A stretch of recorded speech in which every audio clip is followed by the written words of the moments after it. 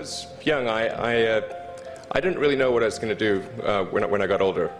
People kept asking me, but then eventually I thought that the idea of inventing things would be really cool.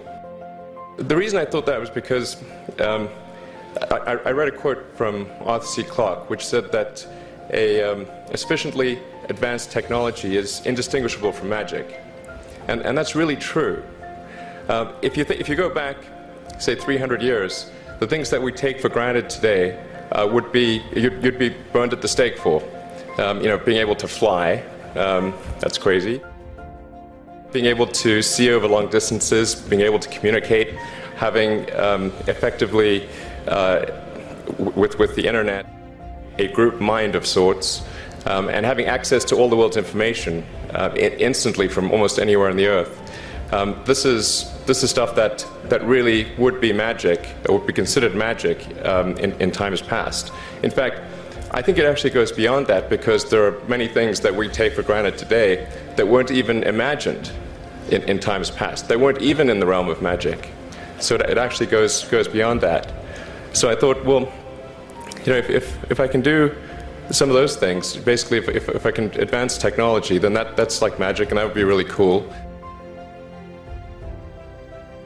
I also had sort of a slight existential crisis, because I was trying to figure out what does it all mean? Like, what's the purpose of things?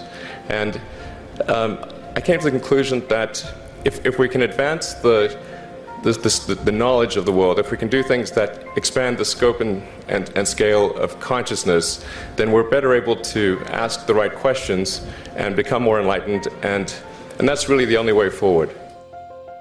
And that was in '95, and that's also when the internet started to happen, and I thought, well, I can either pursue this technology where success may not be one of the possible outcomes, which is always tricky, or participate in the internet and be part of it. So I decided to drop out. Now, obviously, fortunately, we're past graduation, so I can't be accused of recommending that to you. I say one of the things that was important then in the creation of PayPal was kind of how it started, because initially, the initial thought with PayPal was to create an agglomeration of financial services, so to have one place where all of your financial services needs would be seamlessly integrated and work smoothly. And then we had like a little feature which was to do email payments. And whenever we'd show the system off to someone, we'd show the hard part, which was the agglomeration of financial services, which was quite difficult to put together. Nobody was interested. Then we'd show people email payments, which was actually quite easy, and everybody was interested. So we focused on email payments and really try to make that work, and that's what really got things to take off. But if we hadn't responded to what people said, then we probably would not have been successful.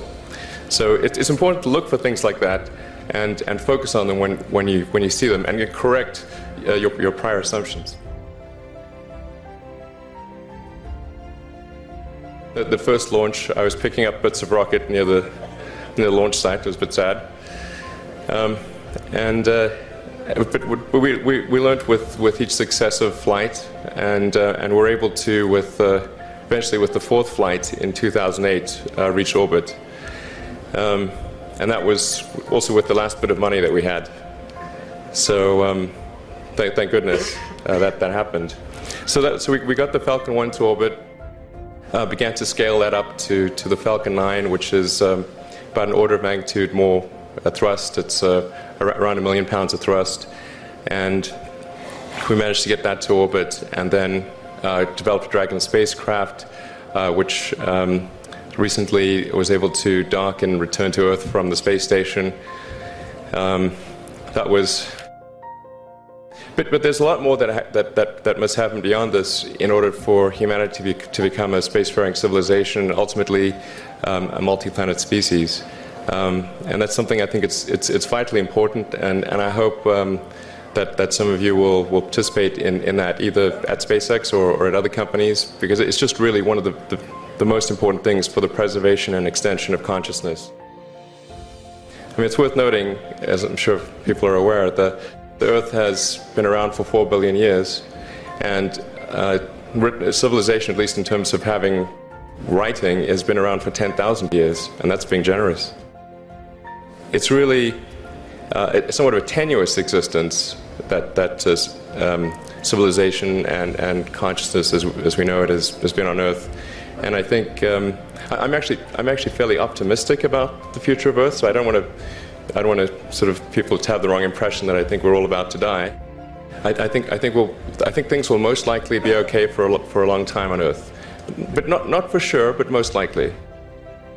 But even if it's sort of 99% likely, a 1% chance is still worth spending a fair bit of effort to ensure that we've backed up the biosphere, planetary redundancy, if you will, and so I think it's really quite important. And in order to do that, there's a breakthrough that needs to occur, which is to create a rapidly and completely reusable transport system to Mars, which is one of those things that's right on the borderline of impossible. But that's sort of the thing that we're going to try to achieve there with SpaceX. And then on the Tesla front, the goal with Tesla was really to try to show that what electric cars can do, because people had the wrong impression. We had to change people's perception of an electric vehicle, because they used to think of it as something that was slow and ugly and had low range, kind of like a golf cart. So that's why we created the Tesla Roadster, to show that you can be fast, attractive, and long range. And it's amazing how even though you can show that something works on paper, and the calculations are very clear, until you actually have the physical object and they can drive it, it doesn't really sink in for people. And so that I think is something worth noting. If you're going to create a company, the first thing you should try to do is create a working prototype. Even if it's in primitive form, that's much more effective for convincing people. Yeah, so that's the I think where things are, and hopefully there are some lessons to be drawn there. But I think the overarching point I want to make is that you guys are the magicians of the 21st century. Don't let anything hold you back.